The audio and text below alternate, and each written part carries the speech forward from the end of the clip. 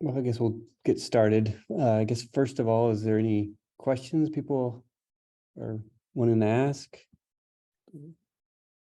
Start with those, and then we can go on. If not,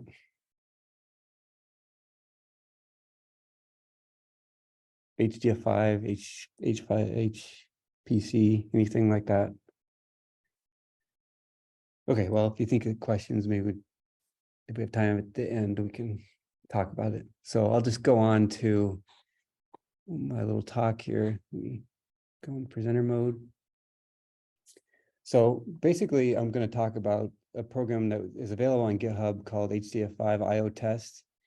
And we use this mainly to kind of get an idea of, there's a lot of questions when you first start using HDF5 of how to lay out your data and how to turn the knobs with HDF5 to get better performance. So for example, one of the questions is, do you want to make 2D data sets, or maybe combine those 2D data sets into 3D data sets, or go to extent of 40 data sets.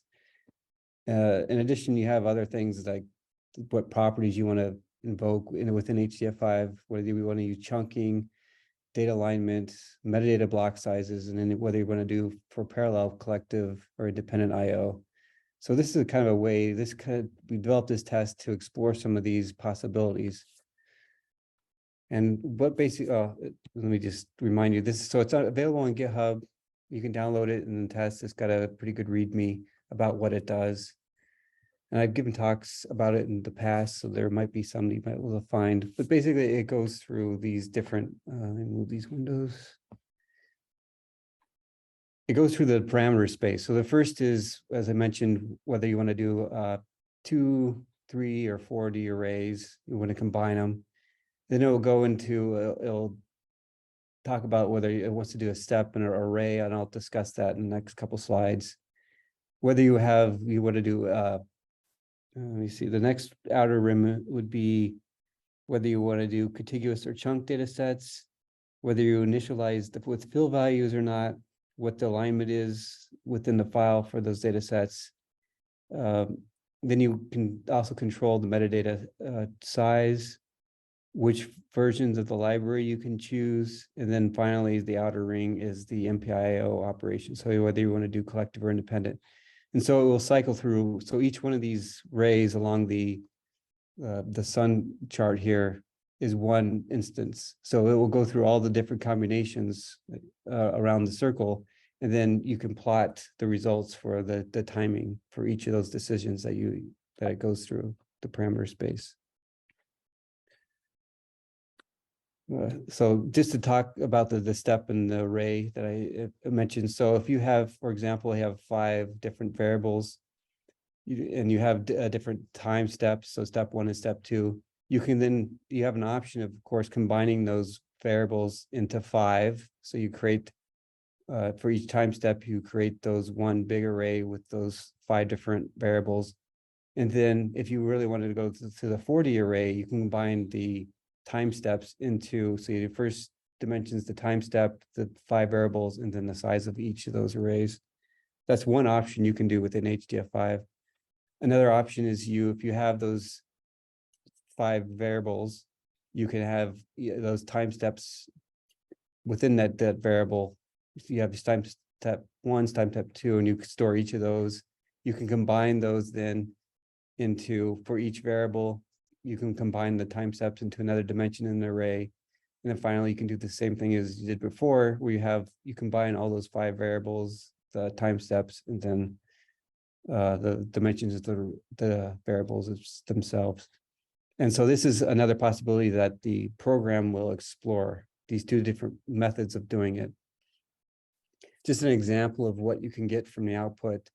So here I've plotted, what I've done is I've run this on Polaris, which is an older machine now, but essentially these are the outer rims. So you have the independent, collective, what version of the library you use is color coded, the metadata and the default metadata sizes, the alignment that you use, the fill times, whether it was contiguous or chunked, and again, that step or time, how you rearrange that data in the arrays, and then the rank and the force. So what I've done is rearranged those to have, so this is the total time it took to run those. And when it runs it, it does both read and write. So when I talk about total time, that's the time I'm talking about.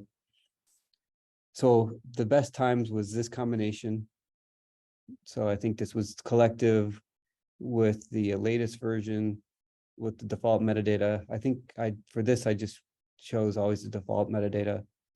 The fill time was allocated at, let me see, the green was, you never filled, you turn off fill values. Then you contiguous data set, you time, and then the best was the rank 4. So you combined your data into rank 4. So that kind of makes sense because you have the largest amount of data being written with the fewer amount of calls to the disk. Those usually perform the best on parallel. Now, of course, if you were to choose this, which it went from, a little bit under 10 seconds to the worst case scenario was over 100 seconds. So if you chose to arrange your data and select the properties in HDF5, you'll get really bad performance. So you can kind of explore that with this tool. So I'm just going to discuss some recent additions to that program. So we've added the case that you can use collective metadata APIs. Those are now, since it's common practice now to use collective metadata because it really seems to help performance, we just have that always on. We also added the ability to do compression filters. So you could do chunk before, but now you can do compression. Currently, it only supports using gzip or szip.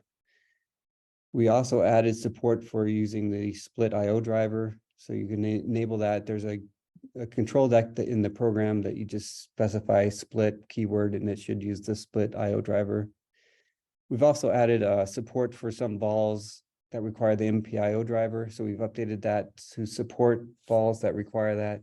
And I'm just going to go over, and this program is very nice for exploring different types of vols, because then you can not only can change the parameters for within HDF5 is what, in addition to what parameters you want to change within the vol itself. So I'll get to that later, but you can explore different parameters with the vol and associated with different data layout that you might have. So the first one I'll discuss is a log-based vol. So basically, this is a program or a vol developed to kind of address issues where we've kind of discovered that if you have two variables here, and normally when HDF5 writes it out, or when people write these two variables and you have it across processors, what you'll do is you'll divide that first variable up, and each processor then will write one after the other. So in this case, what we call the canonical layout, the first processor will write its data, and then the second, the zero processor, and then the one processor will write its data right after that, and so forth. This is how usually people do it. Now, with the log vol, what it'll allow you to do is, instead of having this kind of discontiguous writing on a disk, so what will processor 0 will simply write this and it'll skip to write the next one. If you have another log variable, it'll skip again. What the log vol does, it kind of makes it use of a contiguous data. So P1, P0 will write its data right after, it'll write its variable 1 right after its variable 2, or the variable 2 will be right after the variable 1. And the next rank will also write one after the other. So we've got better performance when you do this type of layout. So with this vol, you can explore that then with how it performs by using the program. So what we used on Core, which is now decommissioned, but we used 512 nodes. And we did a comparison of using the log-based vol, the native vol within the Hdf5-iotest. And then so again, I've rearranged this. I kept it in the order that they were actually run. So I didn't rearrange it from best to worst. So the yellow line here is what the native vol does. And you can see that some parameter spaces are pretty bad compared to others. Now for the log vol, you can see that it kind of helps limit the peaks and valleys of the worst performance and the best performance. It kind of just does a pretty good job overall. So if you're using the log-based vol, it doesn't really, it's not as in the data layout and the parameters that you're using to tune HDF5 aren't necessarily as important if you're using the log vol, because it seems to get good performance regardless of what the layout of your data was. Another case that we have is we experiment with different. So as I mentioned, you can also start tuning parameters with your vol, and we did that with the Deos vol, where we decided to we played with the different sizes with automatic chunking. So in the Deos vol, when you have a contiguous data set, you don't get advantage of it unless it's a chunk data set. So it doesn't take advantage of the Deos servers unless it's chunked. And so what HDF5 does, the Deos vol, is if it detects it's a contiguous data set, it will automatically chunk that data so you can take advantage of the Deos schema. So what we did was played with the size of that chunking, the automatic chunking. So we did from 0, which you see, this is the blue. So this is the average write time, and the other one's the average read time. And for this, we turned, so it's basically writing contiguous. So it doesn't get that great of performance, especially for certain parameters. And you can improve the performance as you start to increase the chunk size automatically of your contiguous data sets. So this is another advantage that you can just, if you have another vol and you want to test some tuning parameters or seeing how they affect different layouts, you can use this tool to do that. Another addition we added was async APIs, which we introduced in, I think it was 1.14. And so you can use async APIs. You can use them anytime, but if you really want the async capabilities, you have to have a vol that supports it. And currently there are 2 vols that I know of. The Deos vol supports async operations. And there's another vol that's called async, developed by LBNL, that also supports async operations.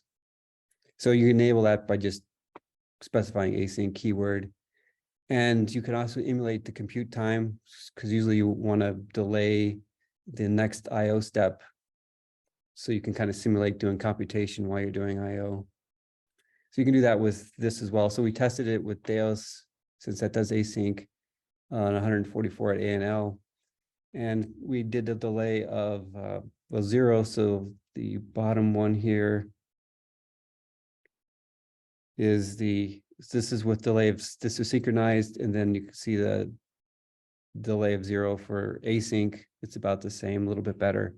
But then if you do a delay of 1 second, essentially, so you try to do 1 second computational simulation, then you can see you get a little better performance across all the. So you can kind of, with async, and at least the Deos, you can kind of hide the effects of poor performance for choosing different layouts that may not be optimal. So it's a great tool. Just wanted to discuss a tool that you might not have heard of that you can kind of play around with. And if you have a vol that you want to play around with different parameters without having to, and you want to see how it performs over many different options of data layout options, then it's a pretty good tool to quickly find out what issues might be. So with that, I think that's all I have to discuss about that. I just kind of wanted to update of what we've added recently to that. I plan to also add subfiling. So we use a subfiling BFD currently that it can't use a subfiling BFD, but I'll probably add that. So we can at least test it with that BFD as well. Is there any questions about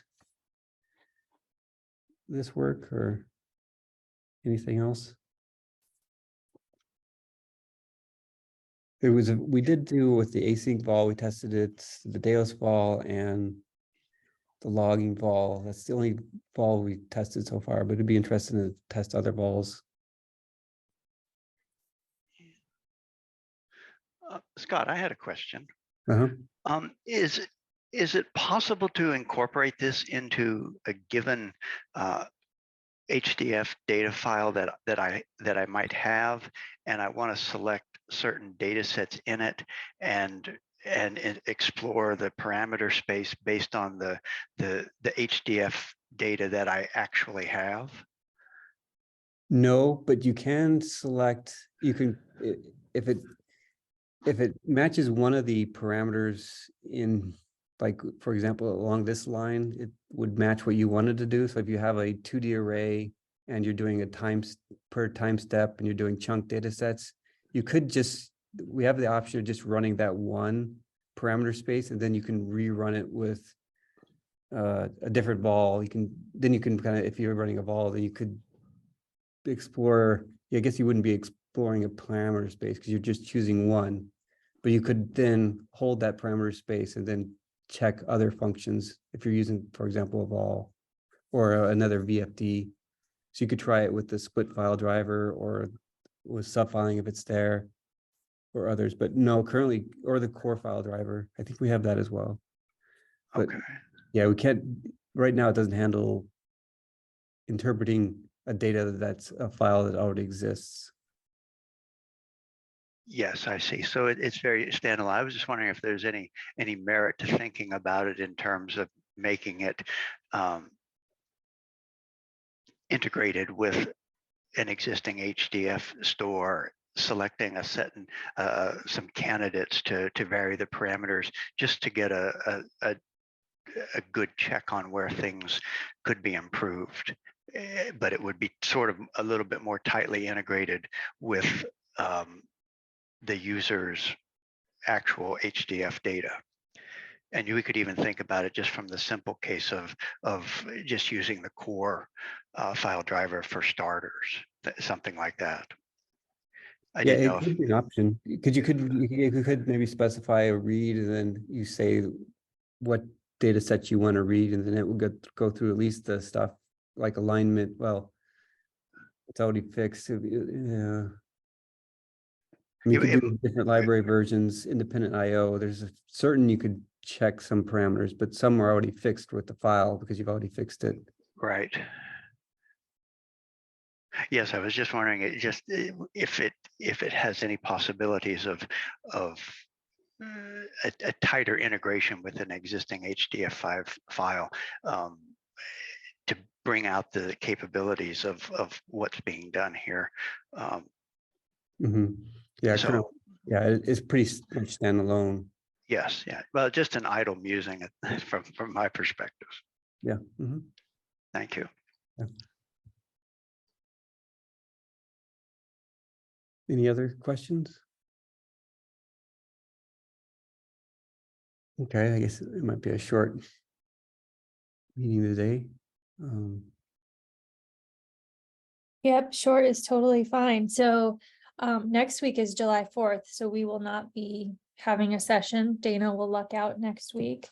But then July 11th will be John Reedy, and he's our cloud guy. So we will see everybody in 2 weeks.